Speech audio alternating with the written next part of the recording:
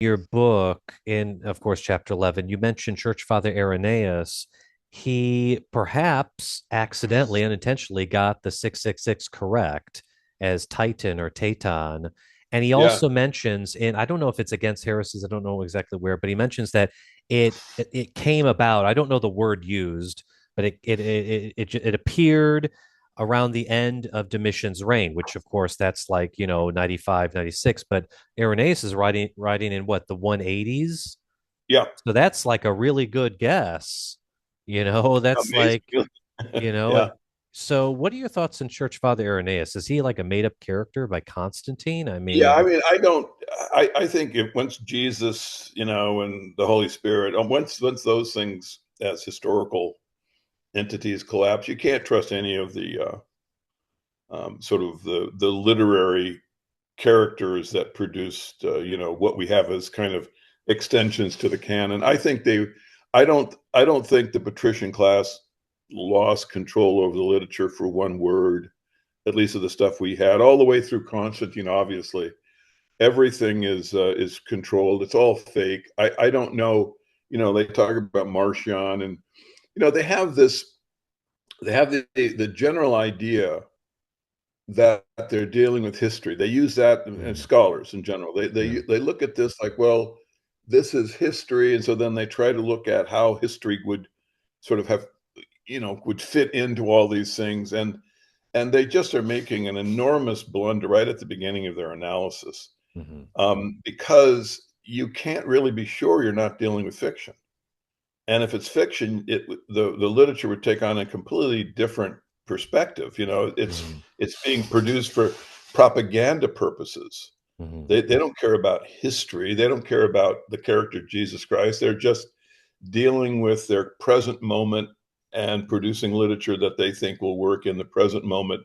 In 150 CE, for example, they're Hmm. producing literature that will work at that time with a certain problem they have in Christianity, and they're producing some fiction in order to um, basically prop up the original canon. Hmm. But we don't. So you can see it just takes on a completely different meaning. And I'll just give an example of like something like it's amusing and also tragic. Is the so-called synoptic problem? Hmm. Okay, so you have there are scholars that will spend their whole lives in analysis of the synoptic problem. Which gospel came first? Hmm. Which author borrowed from whom? Is there a cue that they all shared? They have all of these, basically a whole string of conjectures. And I mean, it's like one of the kind of most, the length has the greatest amount of like verbiage of any problem that humanity has ever experienced, right? There's Hmm. just Yeah. books, book and book. Well, the whole thing is ludicrous because the problem doesn't exist.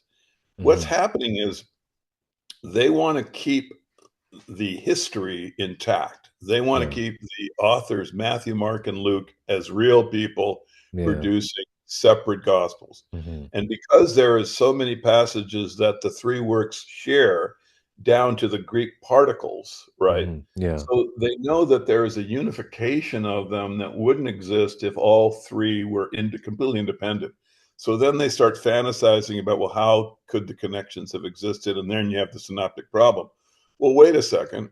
What if Matthew, Mark, and Luke are just nom de plumes of an editing board that is inventing these characters? Now what?